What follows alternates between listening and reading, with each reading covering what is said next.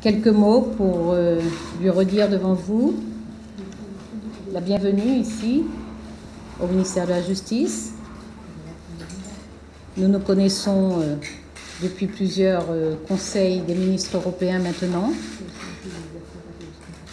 Nous avons eu le souci depuis plusieurs mois de nous préoccuper de la qualité de la coopération entre la France et l'Espagne, la coopération en matière d'enquête commune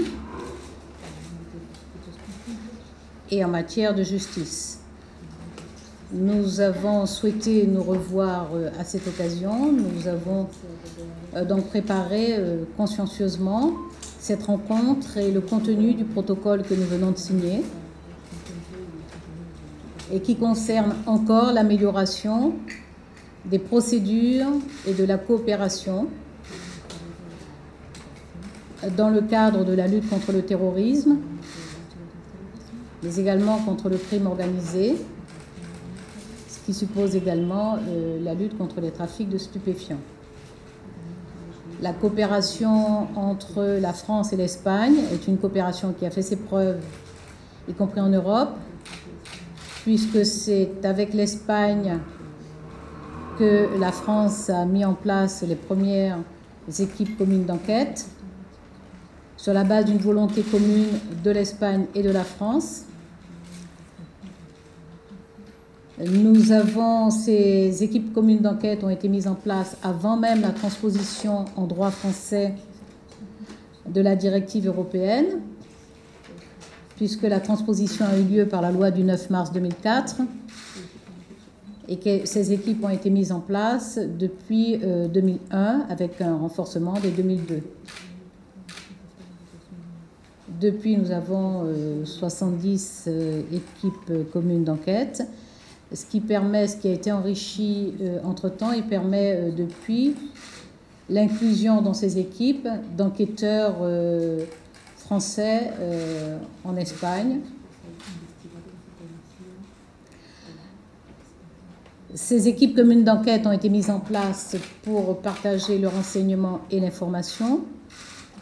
Nous les avons améliorées par un groupe de travail bilatéral qui se réunit régulièrement, qui d'ailleurs a tenu sa dernière réunion à Madrid les 17 et 18 juin de cette année, 2013. Et grâce au protocole que nous venons de signer, nous allons améliorer les échanges, notamment dans le domaine de l'entraide pénale internationale,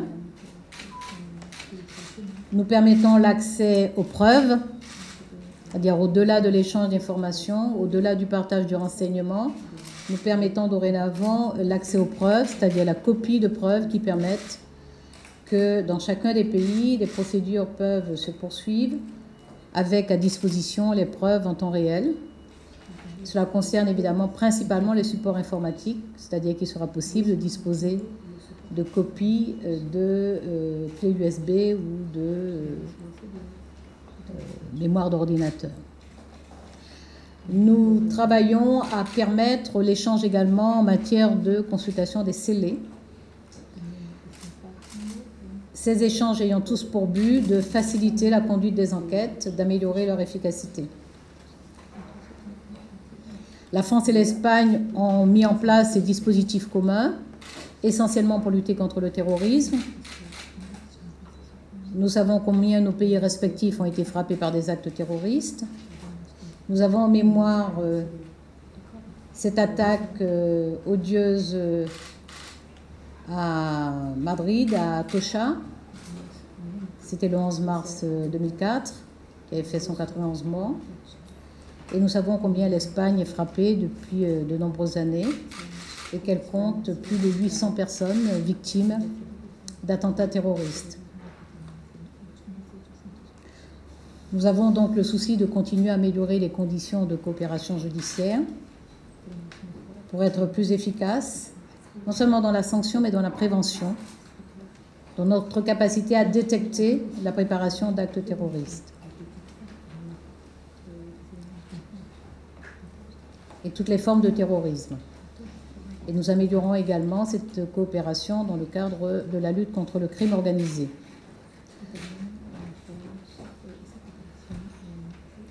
Nous avons beaucoup discuté également d'un sujet extrêmement important sur lequel l'Espagne et la France sont très fortement mobilisées depuis plusieurs années,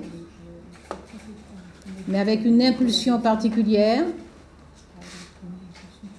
depuis la présence de Monsieur le ministre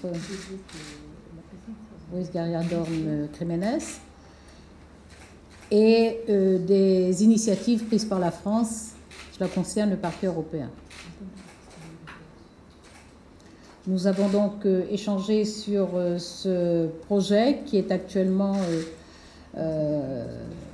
qui fait actuellement l'objet d'un projet de la Commission qui a été présenté en juillet et qui le sera à nouveau lors du Conseil Justice et Affaires intérieures des 7 et 8 octobre prochains. La France avait pris l'initiative en janvier de lancer un groupe de travail avec l'Allemagne sur ce parquet européen, non dans l'intention de présenter un contre-projet à celui de la Commission, mais avec le souci d'émettre des principes précis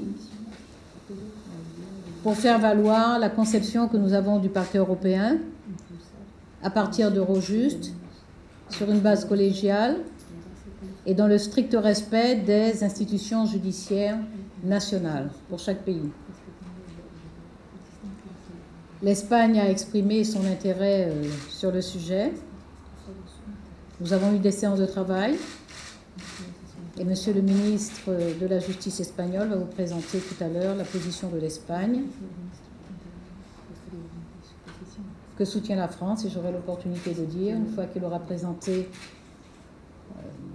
les principales innovations qu'il souhaite faire introduire dans le projet de la Commission, je vous confirmerai que la France apporte son soutien à ces innovations.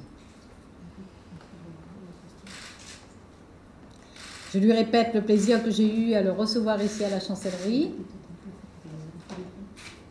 le plaisir que je prends à notre travail commun depuis plusieurs mois et qui se concrétise par un acte aussi essentiel, aussi lourd de conséquences et aussi prometteur d'efficacité que le protocole que nous venons de signer.